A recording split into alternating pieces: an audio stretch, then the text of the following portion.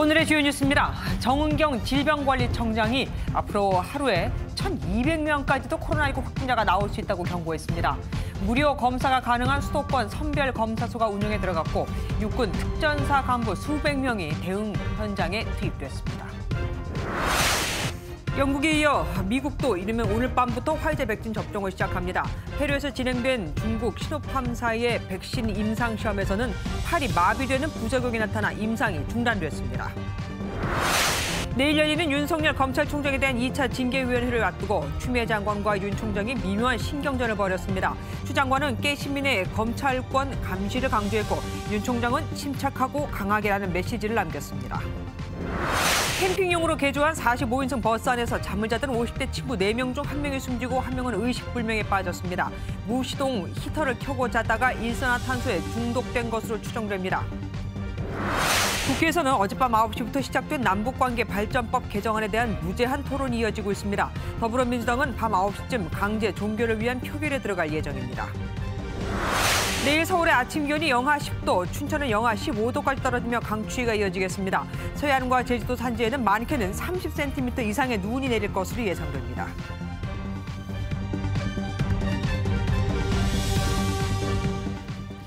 어제 1,000명을 넘어섰던 코로나19 신규 확진자가 700명대로 떨어졌습니다.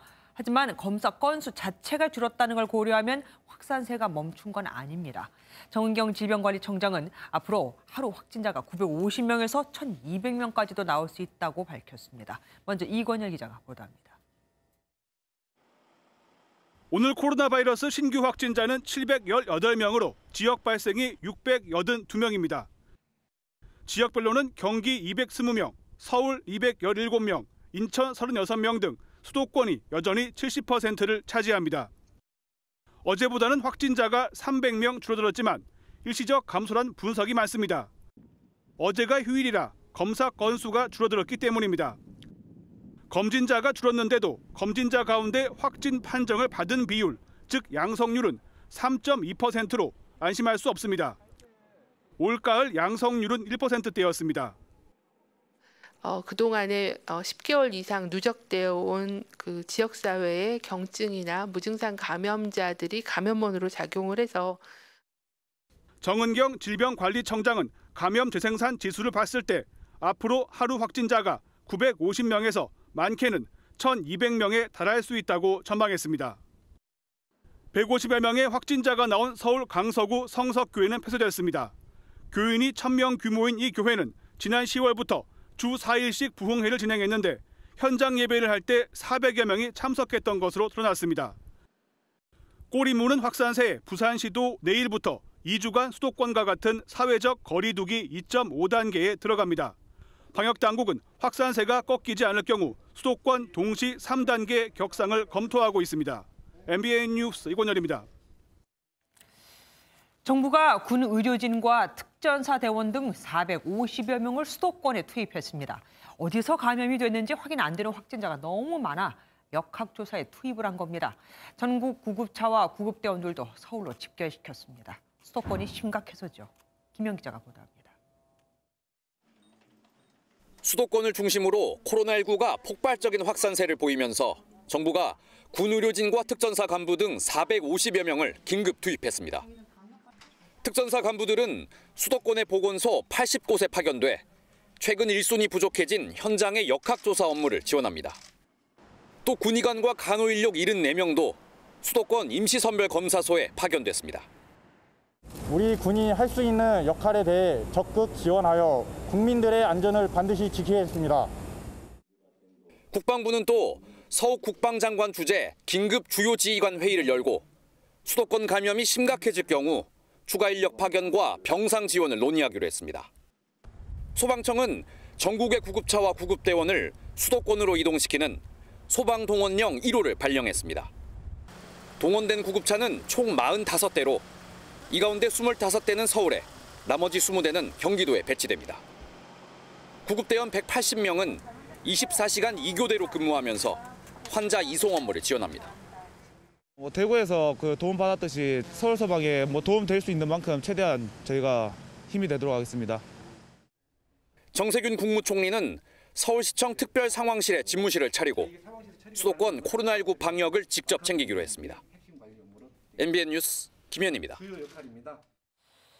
오늘부터 수도권에서 대대적인 코로나19 무료 검사가 시작됐습니다. 임시 선별검사소에서 누구든 전화번호 하나만 있으면 익명 검사를 받을 수 있는데요. 인구가 비슷한 영국은 하루에 3,000명씩 확진자가 나온다니 우리도 혹시 숨은 감염자가 있는 건 아닐까? 이런 식으로 찾아내려는 겁니다. 정주영 기자가 취재했습니다. 서울역 광장에 긴 줄이 늘어섰습니다. 코로나19 임시 선별검사소를 찾아온 시민들입니다. 검사 비용은 무료. 의심 증상이 없어도 누구나 선제 검사를 받을 수 있습니다. 그냥 걱정돼서 왔어요. 줄을 서면 이런 검사 설문지를 받는데요. 이름이나 주소가 아닌 휴대전화 번호만 적으면 됩니다. 익명 검사가 가능한 겁니다. 3차 대유행의 중심인 수도권에서 사실상 코로나 전수검사가 시작됐습니다. 유동인구가 많은 126곳에 임시 선별검사소가 차례로 마련되고 다음 달 3일까지 3주 동안 매일 운영됩니다. 코 속에 검사 장비를 넣어 검체를 채취하는 기존의 비인두 도말 PCR 검사는 물론 침을 이용하는 타액 검사, 결과가 금방 나오는 신속 항원 검사도 받을 수 있습니다. 평소 보건소에서는 한 500명, 400명 정도 하고 있고요. 여기에서는 아마 1,000명 정도 하지 않을까 그렇게 생각하고 있어요. 빠른 검사와 무증상 확진자 발견을 위해 절실한 건 적극적인 협조입니다. 무증상이라도 불안한 시민들은 모두의 안전을 위해 적극적으로 검사에 동참해 주실 것을 부탁드립니다. 방역 당국은 대대적인 무료 익명 검사를 통해 곳곳에 숨어 있는 감염 고리를 끊어내길 기대하고 있습니다. MBN 뉴스 정주영입니다. 70명의 확진자가 발생한 부천 요양병원에서는 의사 2명이 이들을 다 돌보고 있고 코호트 격리된 울산 요양병원에서는 의사, 간호사까지도 감염이 된 상태. 이렇게 병원에 격리되는 환자를 돌볼 의료 인력마저 줄고 있는 상황이지만 당장 충원이 힘든 게 현실입니다. 박상호 기자가 취재했습니다. 집단 감염 발생으로 통째 격리된 울산의 한 요양병원에서 확진자가 47명 더 나왔습니다. 여기에는 의사와 간호사도 포함돼 있습니다. 누적 확진자 205명 가운데 의료진이 18명이나 됩니다. 그동안 병원에 격리된 환자들을 자체 인력으로 돌봐왔지만 이마저도 힘들어졌습니다. 오늘 추가로 의료진들이 확진이 났기 때문에 24명을 추가 파견 요청을 해놓은 상태입니다. 최대한 빨리 파견을 받을 수 있도록. 확진자가 쏟아진 부산 동구의 한 요양병원에서도 18명이 추가로 확진돼 누적 확진자가 100명을 넘었습니다. 이 가운데 10명은 간호 인력입니다. 현재 일부 인력들이 자가격리 들어갔고 모자라는 인력들을 위해서 직원들이 원래 3교대 근무를 현재 2교대로 근무를 하고 있고. 경기 부천의 한 요양병원에선 환자와 같이 격리된 의사 2명이 확진자 70명을 돌보는 것으로 알려졌습니다. 최근 집단 발생 사례의 8.6%는 병원이나 요양시설에서 발생했습니다. 확산세가 의료진으로 이어지면서 곳곳에서 의료진 부족 사태를 겪고 있습니다. MBN 뉴스 박상호입니다.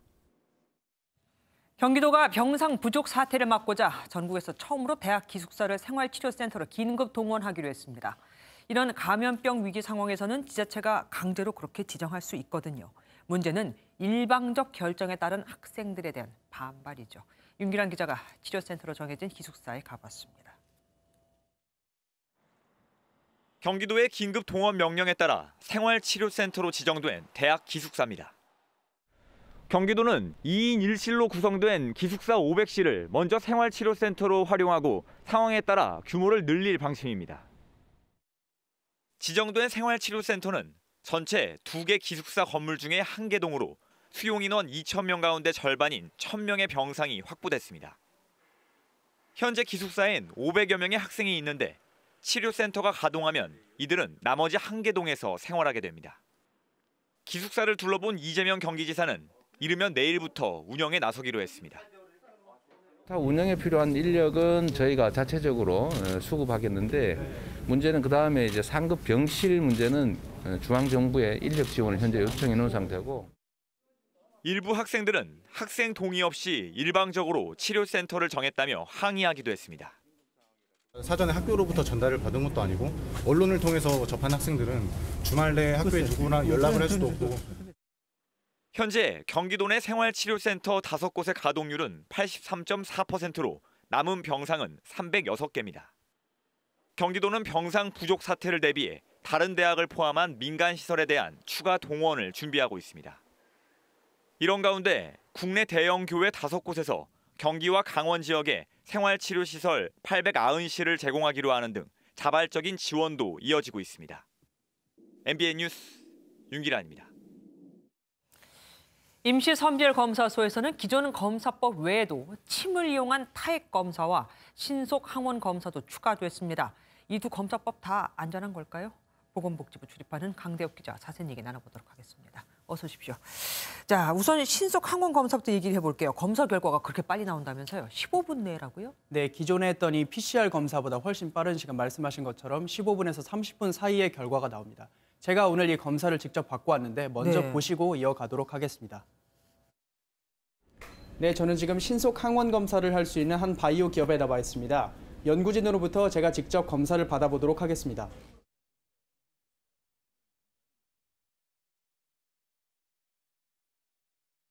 검사 과정 중에서 건조되지 말라고 필름을 먼저 붙여놓겠습니다.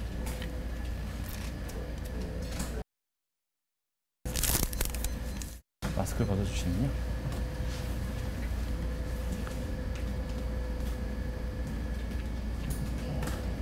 검체를 추출하게 됩니다.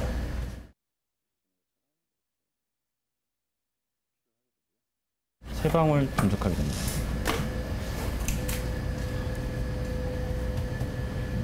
하나, 둘, 셋. 반응이 15에서 30분 이후에 결과를 판독하실 수 있게 됩니다.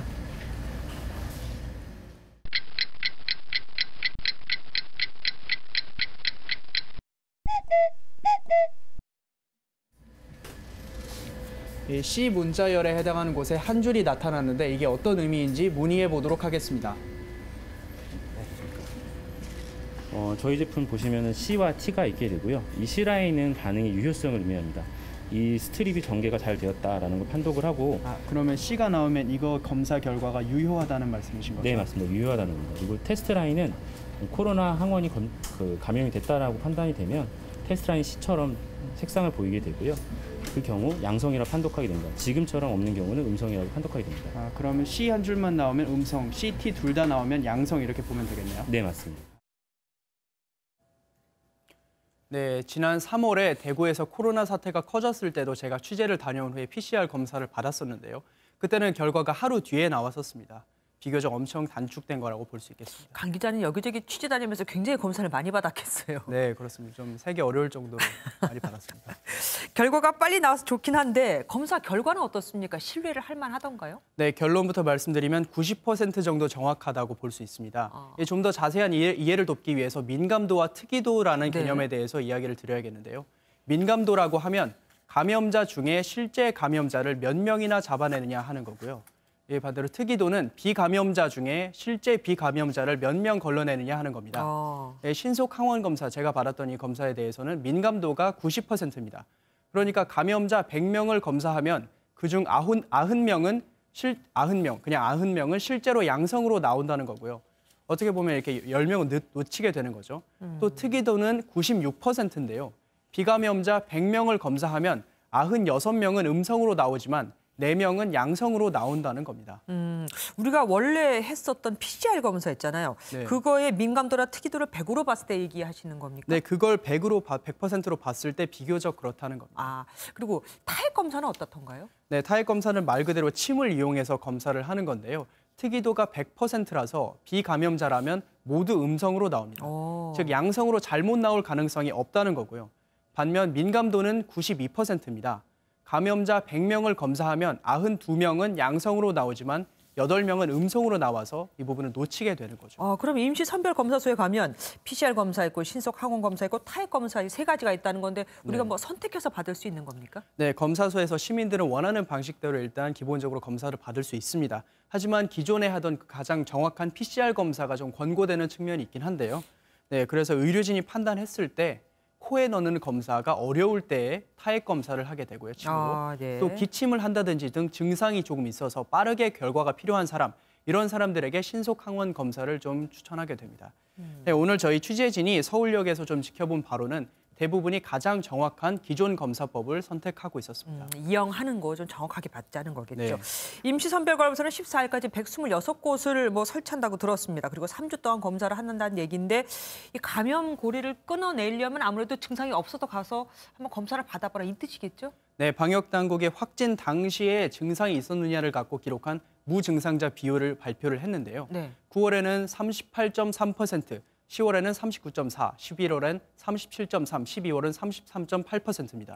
즉 10명 가운데 서너 명은 무증상자라는 얘기죠. 그래서 증상이 없는 상태에서도 코로나19 바이러스는 감염될 수 있기 때문에 무증상자라도 조금이라도 의심이 되면 검사를 꼭 받으셔야 합니다. 하루에 1000명 이상이 확진자가 나면서 우리나라 지금 모습이 일본과 닮은 꼴이라는 말도 들립니다. 네, 일본에서는 어제까지 일주일 동안 확진자가 17,000여 명이 나왔습니다. 하루 평균 2,527명인데요. 더 많은 거죠. 예. 그런데 우리나라와 일본의 코로나19 확진자 추이를 보면 묘하게 좀 닮아 있습니다. 영국의 파이낸셜 타임즈가 국가별 통계를 기초로 산출한 인구 10만 명당 신규 확진자 추이를 보면요. 3차 대유행이 시작된 11월 이후 우리나라의 확진자 증가는 일본과 약 한 달의 차이를 두고 판박이 형태를 보이고 있습니다. 네, 일본의 스가 정부도 경제 때문에 강한 방역을 하지 못하고 있는 건데 우리 정부도 비슷한 고민을 할 수밖에 없는 거죠. 혹시 이 때문에 확산세가 일본 유형처럼 가는 것은 아닌지 이런 우려도 나오고 있습니다. 네. 경제와 방역 두 마리 토끼를 다 잡으려다 일본처럼 다 놓치게 되는 것은 아닌지 선택의 시간이 다가오고 있는 겁니다. 백신 얘기 좀 마지막으로 여쭤볼게요. 네. 미국에서는 지금 백신을 30억 회분을 준비했다고 들었습니다. 맞습니까? 네, 미 당국이 제약사 6곳과 최대 30억 회 접종분 백신을 구매하기로 했는데요. 네. 미국도 이렇게 본격적으로 백신 공급에 나서는 모양새입니다. 우리나라도 내년 3월에 아스트라제네카 백신이 먼저 공급될 것으로 보인다고 정은경 청장이 오늘 밝히기도 했습니다. 아니, 근데 우리나라는 4,400회 맞은 분을 준비했다고 들었는데 그럼 너무 인구 대비 우리는 너무 적은 거 아닙니까? 그 4,400만 회 분도 확실히 준비됐다고 말하기는 좀 어려운 상황입니다. 3월에 접종이 시작된다면 아스트라제네카 1,000만 명분이 유력하다고 정 청장이 오늘 밝히기도 했는데요. 아까 말씀드렸던 것처럼 다만 나머지 3개 회사, 즉 화이자, 모더나, 얀센은 아직 계약이 확실히 체결되지 않았습니다. 이 중 2회사는 이번 달 안에 계약한다는 게 지금까지 총 정리된 내용입니다. 미국 같은 경우는 자국 인구의 10배를 미리 지금 계약을 했는데 우리는 아직 인구 수만큼도 못 얻었다고 생각하니까 약간 좀 불안하기도 합니다. 오늘 말씀 여기까지 드릴게요. 지금까지 강대엽 기자와 함께했습니다. 전 세계에서 코로나19로 목숨을 잃은 사람이 160만 명 이상, 누적 확진자는 7,250만 명입니다. 중국은 또다시 세계 도시를 봉쇄했고 독일은 1월 초까지 사실상 국가 셧다운에 들어갔습니다. 그만큼 상황이 심각하다는 얘기죠. 정설민 기자입니다.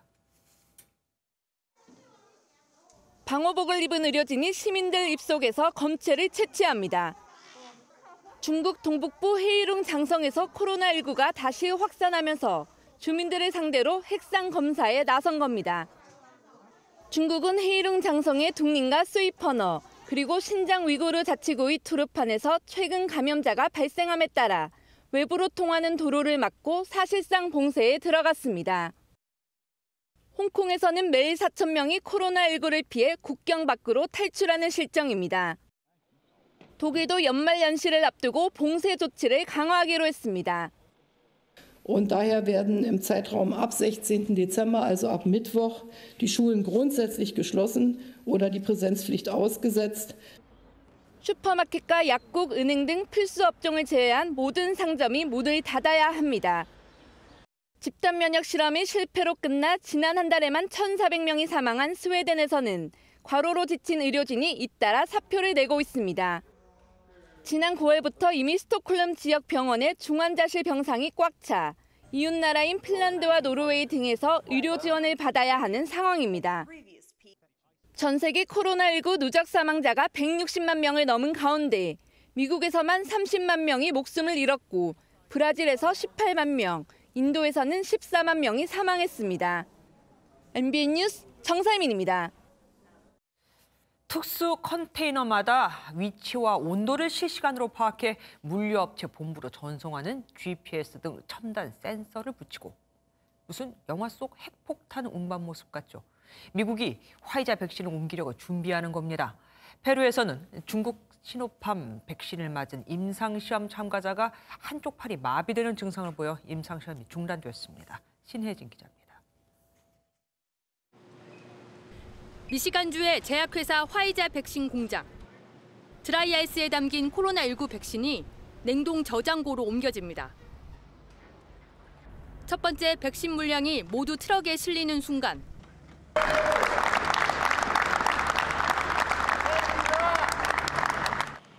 호의를 받으며 공항으로 이동한 백신은 비행기에 실려 미 전역으로 출발했습니다.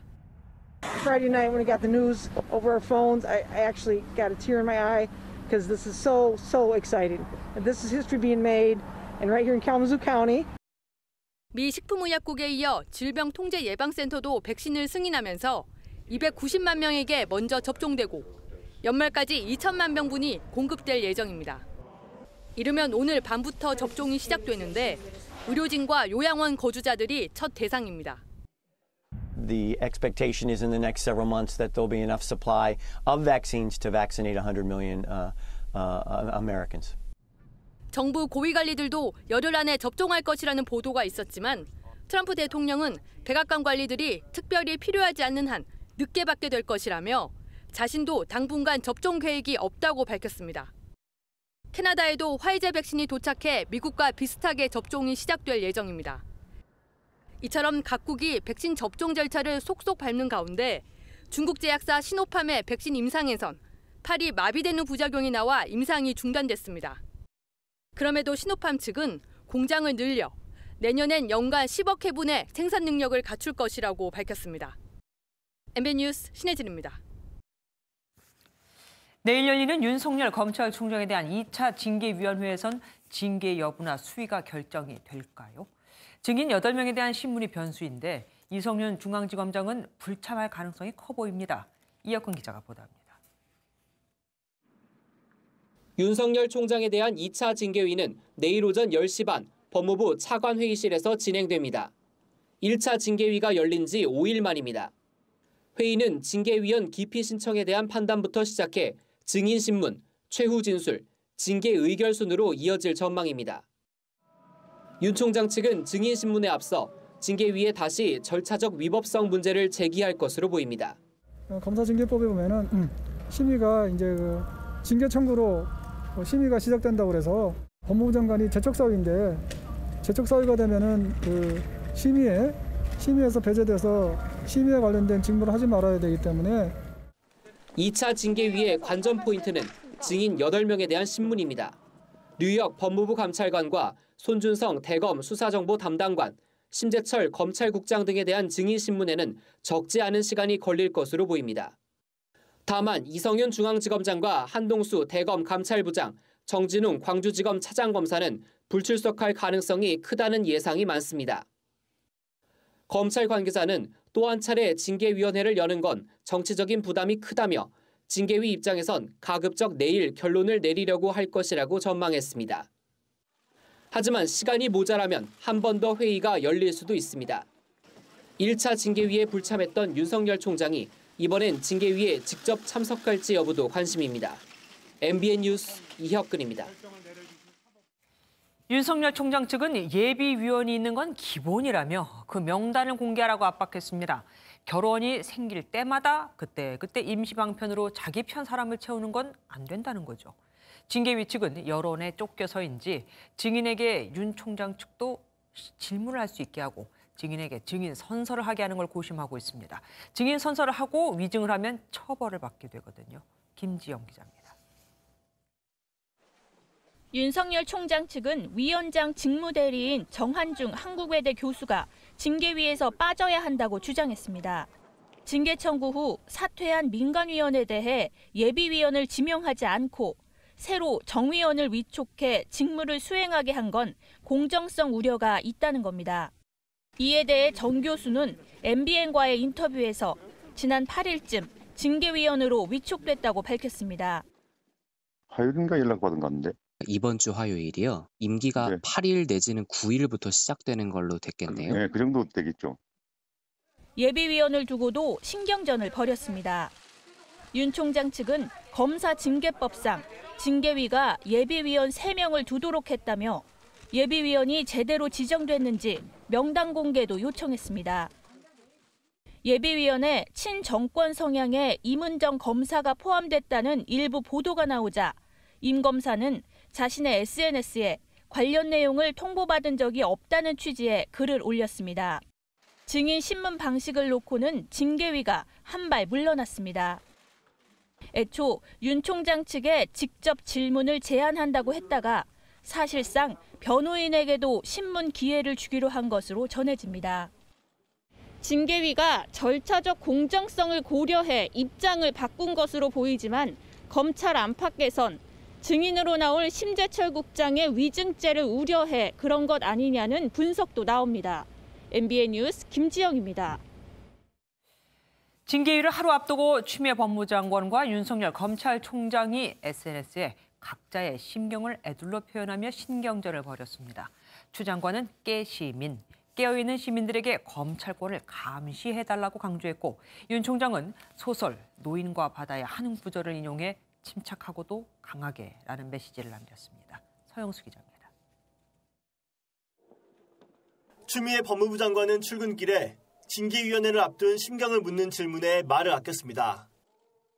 장관님 징계위 앞두고 한 말씀 해주시죠. 대신 자신의 SNS에 최근 본 책과 다큐멘터리 내용을 소개하며 깨어있는 시민들의 감시가 계속되지 않는다면 검찰권이 민주주의를 찬탈하는 도구가 될 수 있다고 지적했습니다. 깨어있는 시민은 고 노무현 전 대통령이 즐겨 쓰던 표현으로 지지층을 결집해 검찰을 압박하며 윤 총장에 대한 중징계 의지를 우회적으로 알린 게 아니냐는 해석이 나옵니다.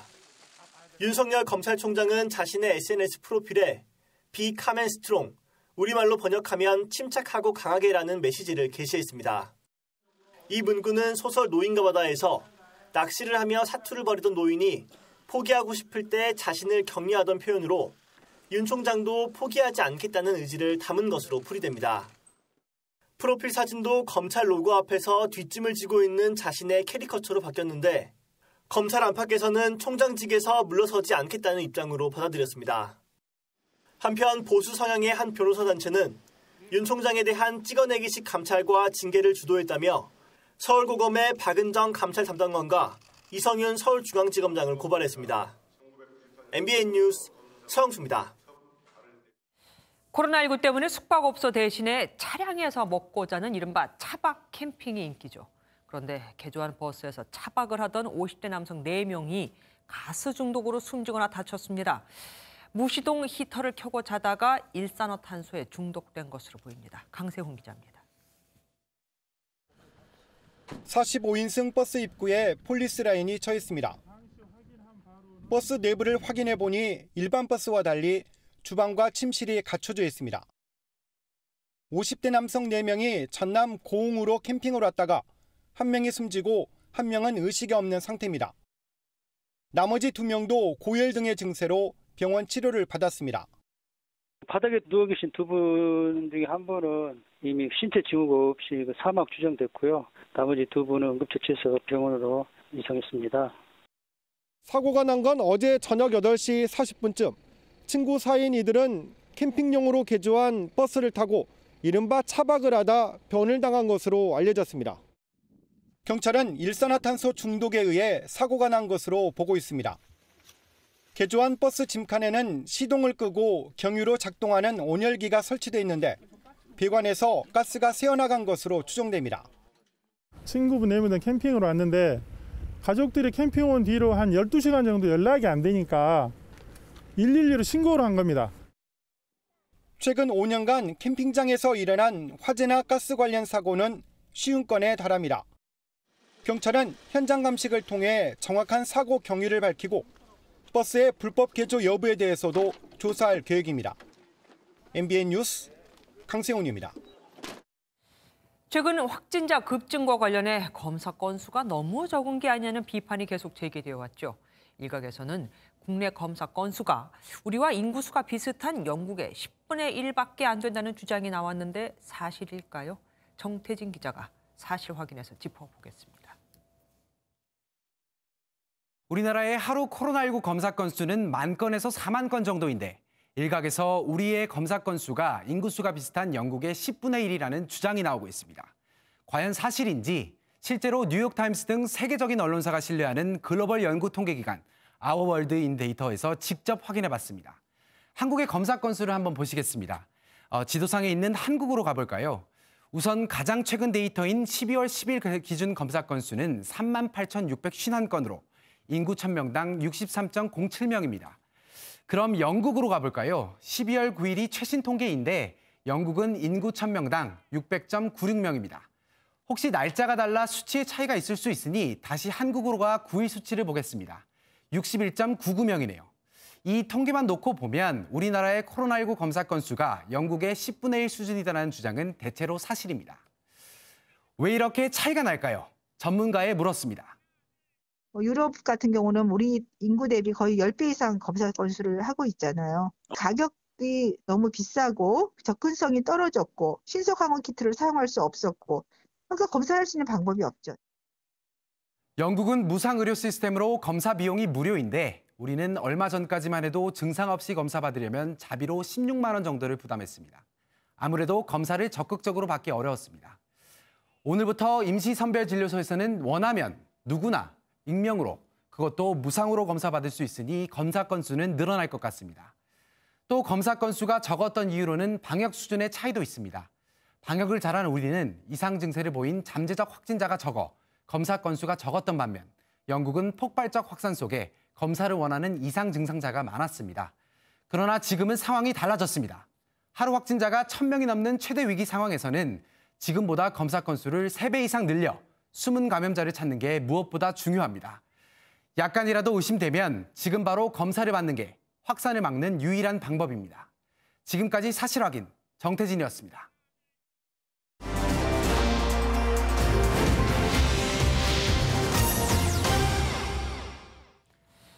코로나19 거리 두기로 헬스장은 올해만 3번째 영업 중단 상태입니다.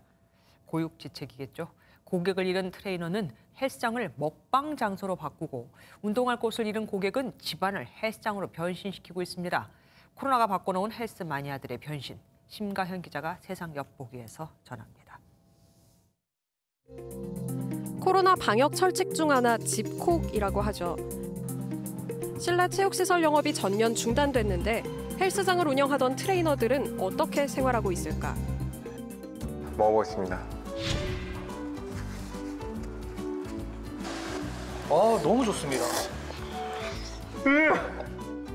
텅 빈 헬스장이 먹방 촬영장으로 변신했습니다. 이러니까 다이어트를 못하는구나. 갑자기 덥다. 진짜 맛있네. 어이구. 유튜브 구독자 수 56만여 명. 기름진 음식 먹방으로 스타가 된 그의 직업은 아이러니하게도 헬스 트레이너입니다. 4개의 헬스장을 운영하며 승승장구하던 그가 먹방을 시작하게 된 건 갑자기 찾아온 영업 정지 통보 때문이었습니다. 혼자서 만든 모든 사업체인데 굉장히 빨리 진행이 됐어요. 2년 만에 어떻게 보면 4군데를 운영하게 됐는데 거기다가 인테리어 사기까지 당했는데 코로나 때문에 문까지 닫고 그래서 멘탈이 나간 상태에서 먹방을 시작하게 됐는데 뭐라도 해야겠다 싶어가지고 화가 나는데 맛있어요. 너무.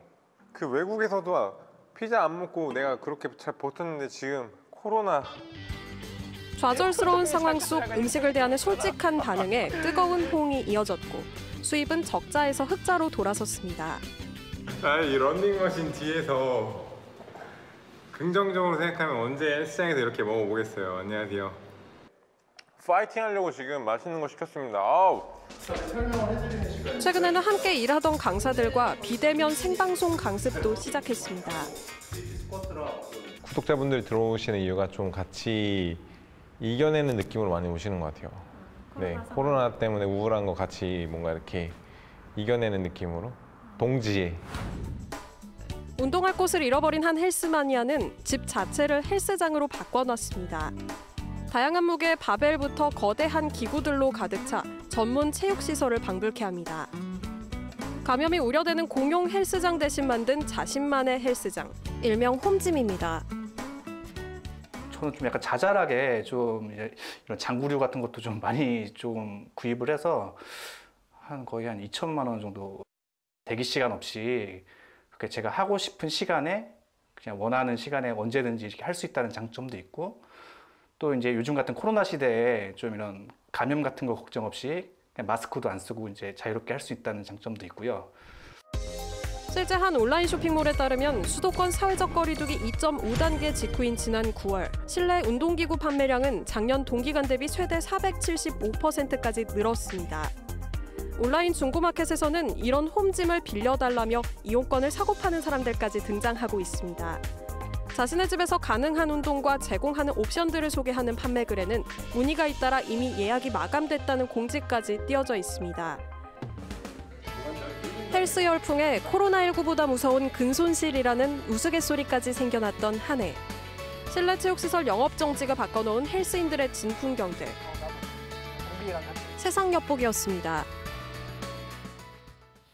마스크를 쓰는 게 이젠 우리의 일상이 됐지만 마스크를 쓰는 것 자체가 누구보다 괴로운 이들이 있습니다. 상대방의 입을 보고 대화를 해야 하는 청각장애인은 물론이고 마스크의 촉감을 견디기 힘든 발달장애인들이 그렇습니다. 돌봄센터에 가는 발달장애인들의 부모는 날마다 전쟁을 치러야 합니다. 김종민 기자가 만나봤습니다. 청각장애인 이미경 씨가 커피를 사려고 카페에 들렀습니다. 마스크를 쓰기 전에는 직원의 입모양을 보고 대화가 가능했지만 이제 손으로 쓴 메모를 수차례 주고받으며 음료를 주문해야 합니다. 이런 불편은 편의점에 갈 때나 관공서에 갈 때처럼 일상적으로 일어났고 사람들과의 대화에서는 더 소외됐습니다. 동사무소에 갔을 때 일인데요. 제가 필요한 거를 뭐냐고 물어보실 때 마스크를 쓰고 저한테 그냥 말로만 하시니까 저는 글로 써달라고 했어요. 대충 뭔가를 적어주시는 경우가 너무 많아서. 마스크를 쓰면 호흡이 가빠지고 마스크의 촉감을 견딜 수 없는 발달장애인은 학습센터에 가는 아침마다 한바탕 전쟁을 치러야 합니다. 마스크 한 번만. 엄마, 나 한 번만 쓰자. 우리 효정 엄마 소원이야. 다른 사람들에게 피해를 줄 수 있다는 생각에 버스나 지하철 이용은 꿈도 꿀 수 없고 사소한 외출도 불가능합니다. 위험하다는 걸 알려주고 교육은 시키지만 실질적으로 이 친구들이 일상생활에서 지키기에는 굉장히 어려움이 많이 있어요. 공황장애 환자들은 약을 먹어도 마스크를 끼면 증상이 다시 나타난다고 호소합니다. 자신이 환자임을 주변에 밝힐 수 없는 상황에서는 일하는 것조차 고통스러울 때가 많습니다. 숨이 막히고 호흡이 안 되는 느낌? 이제 사무실에서 다른 직원들 시선 때문에 막 힘들어도 마스크를 내릴 수가 없어서 화장실 가서 뭐 마스크를 빼고 쉬다가 일하거나 했었고. 취재진이 만난 청각장애인은 시청이나 주민센터 같은 관공서에서 일하는 직원들이 이런 윗부분이 투명한 마스크를 쓰는 것도 일상에 많은 도움이 될 거라고 말했습니다. 발달장애 부모들은 코로나 백신을 우선 투약해주는 것도 고려해달라고 호소했는데요.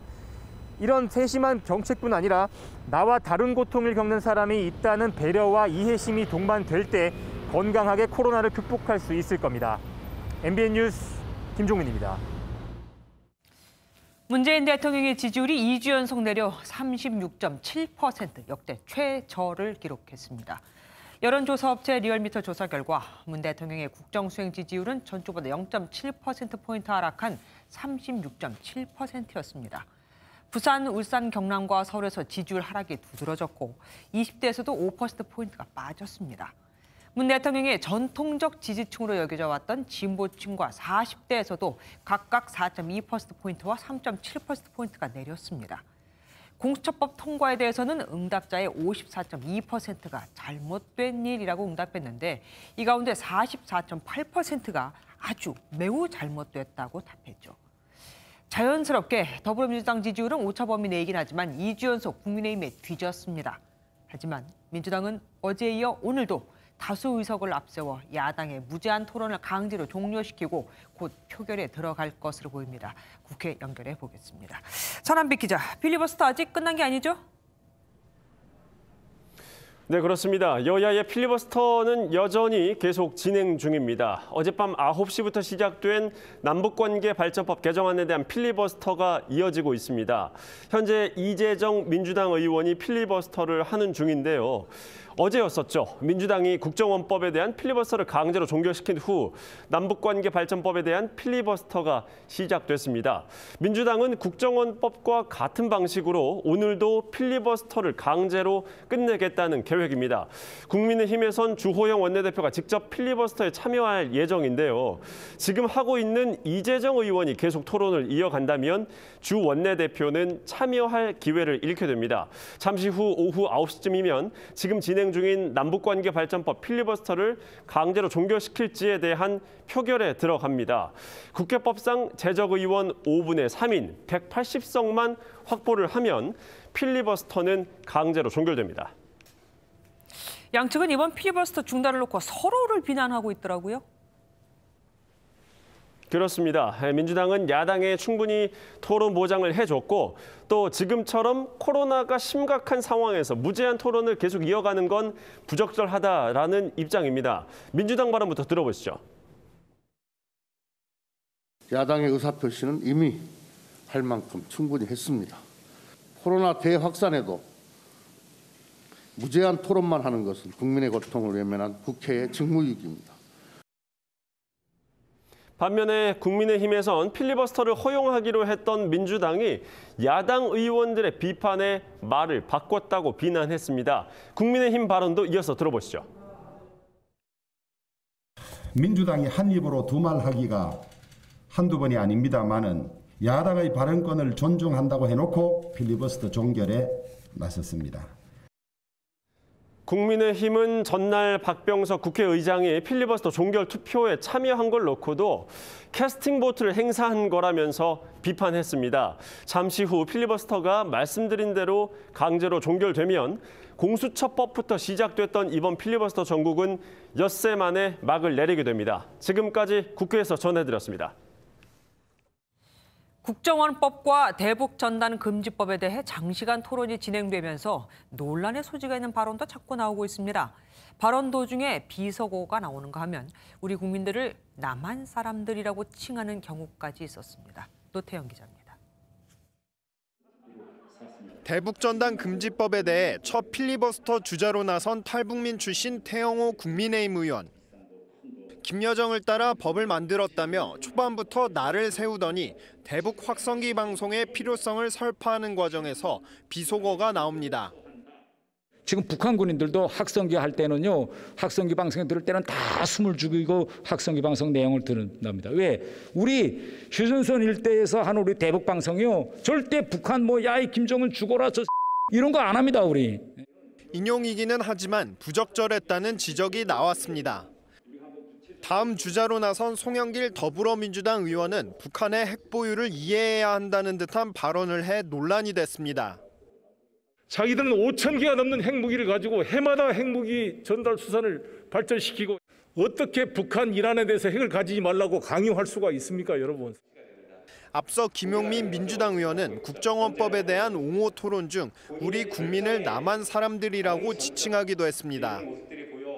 우리 남한 사람들, 우리 대한민국 주민들은 방금 말씀드린 북한과 어떤 조금이라도 연루가 되는 것에 대해서 이를 두고 조수진 국민의힘 의원은 지난 2012년 이정희 전 통합진보당 의원이 남쪽 정부라고 표현한 것이 떠오른다며 꼬집었고 김 의원은 트집 잡을 걸 잡으라며 SNS에서 설전을 벌였습니다. MBN 뉴스 노태현입니다.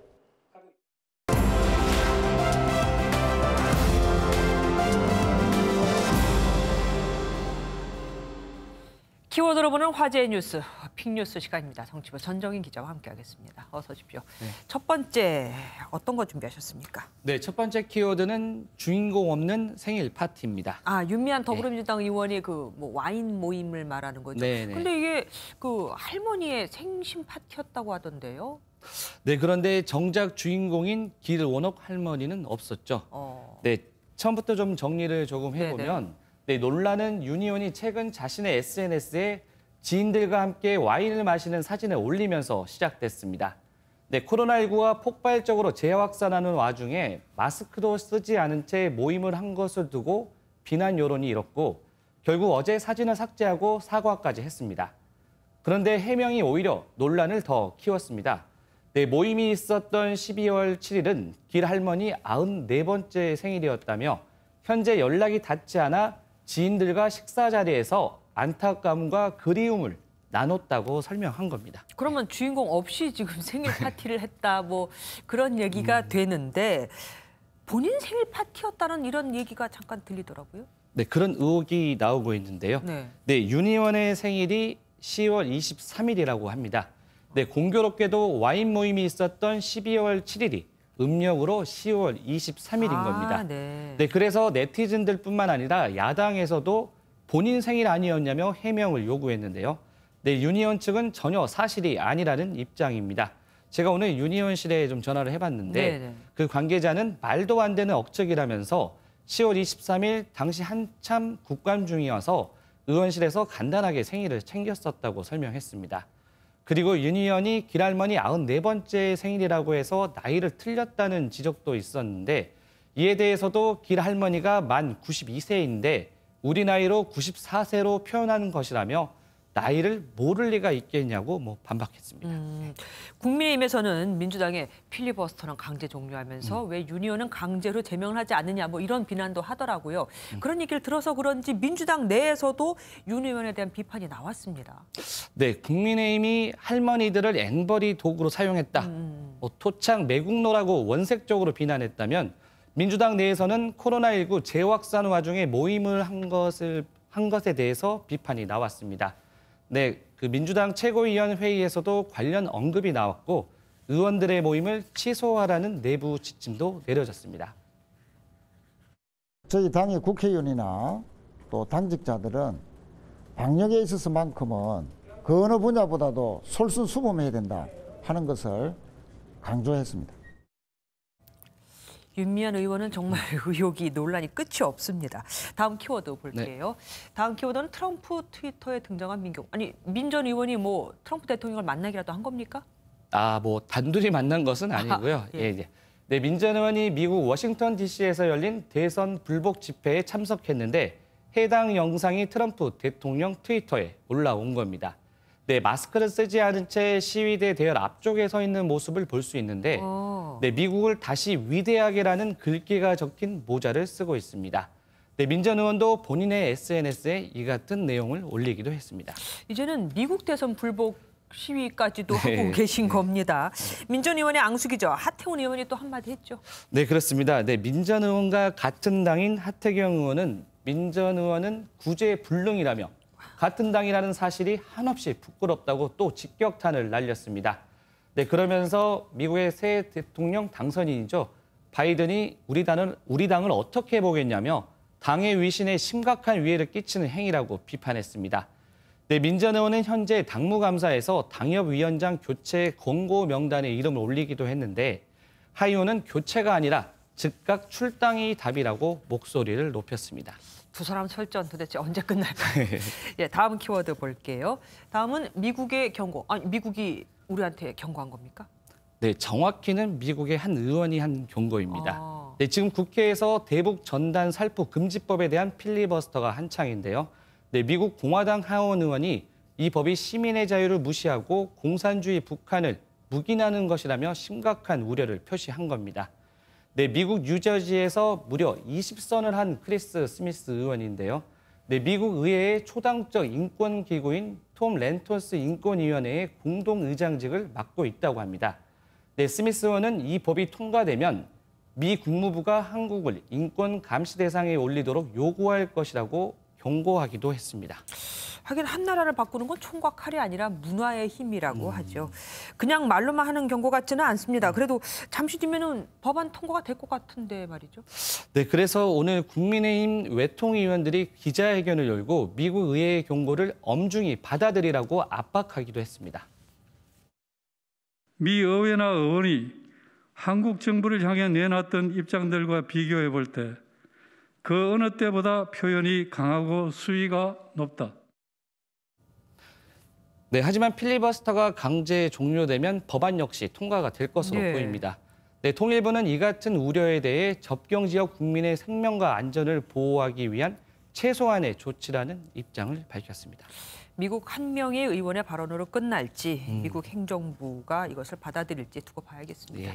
지금까지 전정희 기자와 함께했습니다. 고맙습니다.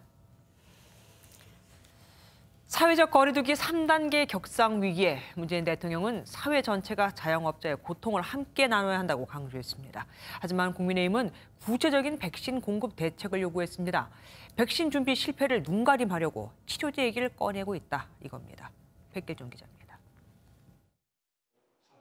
문재인 대통령은 코로나19 확산에 따른 거리두기 단계 격상으로 인해 자영업자의 부담이 커지는 것에 대해 우려를 나타냈습니다. 정부의 방역 지침에 따라 영업이 제한 또는 금지되는 경우 매출 급감에 임대료 부담까지 고스란히 짊어져야 하는 것이 과연 공정한 일인지에 대한 물음이 매우 뼈아프게 들립니다. 문 대통령은 착한 임대인 운동을 거론하며 우리 사회 전체가 고통의 무게를 함께 나눠야 한다고 강조했습니다.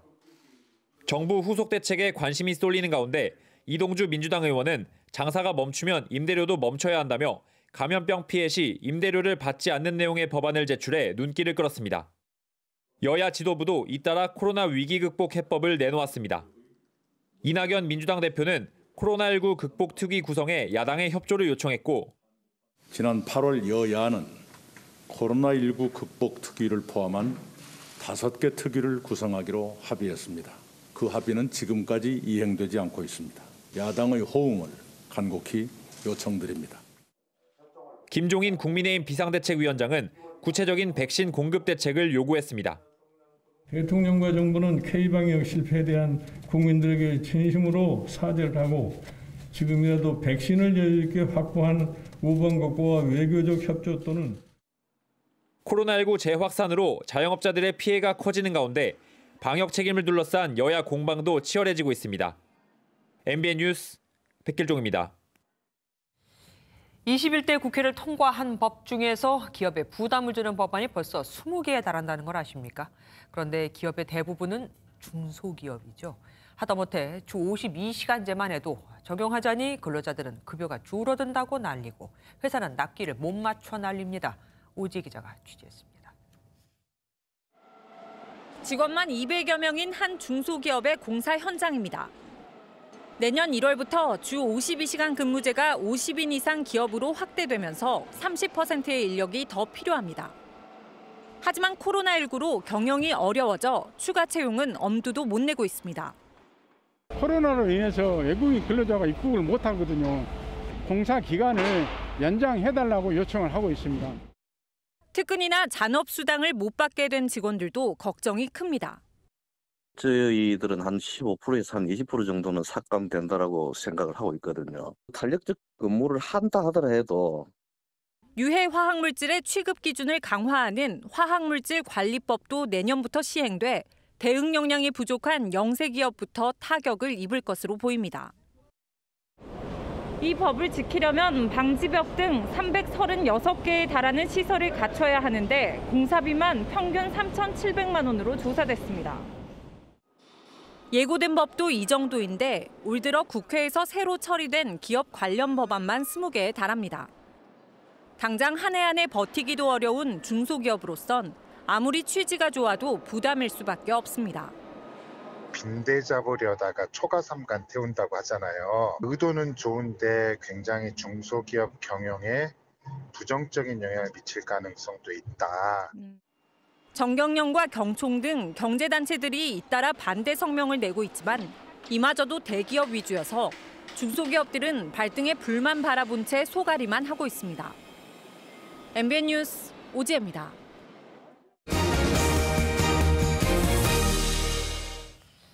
오늘 아침 서울 등 전국 내륙 지방의 기온이 영하 10도까지 떨어지는 올겨울 들어 가장 추운 한파가 몰아쳤습니다.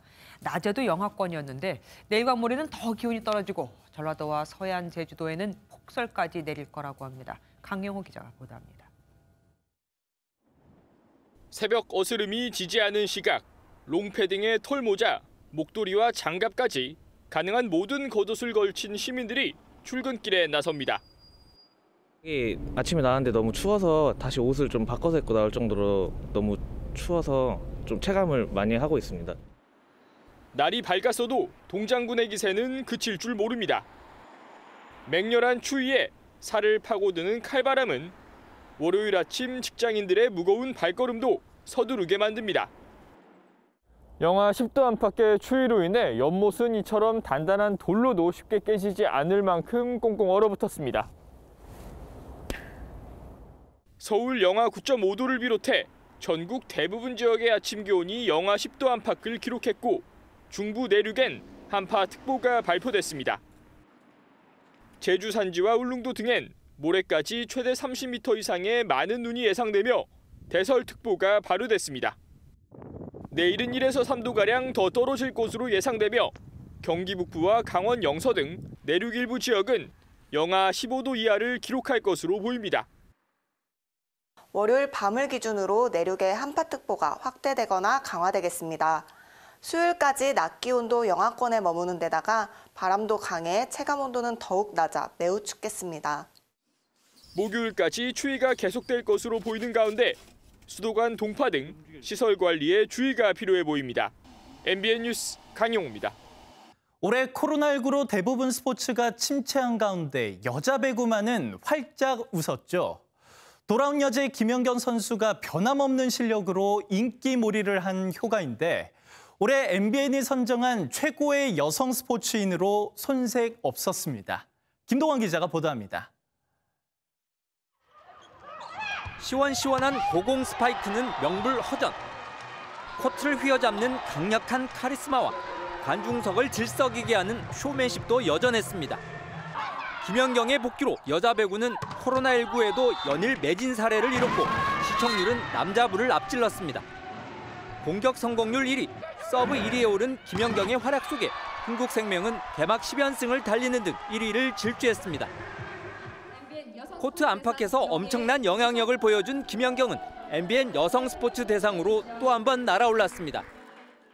제가 들어옴으로써 또 여자 배구가 한 번에 또 붐이 일어나고 있다라고 저는 생각이 들기 때문에 너무 감사하고 또 그거에 또 걸맞게 또 최선을 다해서 좋은 모습으로 보답할 수 있도록 열심히 하고 있습니다. 대유위니아 MBN 여자 오픈 첫 2연패를 달성하며 KLPGA 투어에서 4년 연속 우승 행진을 이어간 박민지는 최우수상을 받았습니다. MBN 여자 오픈 3연패를 목표로 하고 여성 스포츠 대상에서 대상을 받을 수 있을 만큼 잘하는 그런 선수가 되기 위해 이제 내년에 열심히 해보겠습니다. 한국 사이클 최초로 세계 1위에 오른 이혜진과 여자 바둑 지존 최정희 우수상을 받았고 여자 농구의 대들보 박지수가 인기상을, 제2의 장미란으로 주목받는 박혜정이 명플레이어상을 거머쥐었습니다. 코로나19에도 도전을 멈추지 않았던 여성 스포츠인들. 내년에도 도쿄올림픽 등에서 한국 스포츠의 위상을 높일 것으로 기대됩니다. MBN 뉴스 김동환입니다.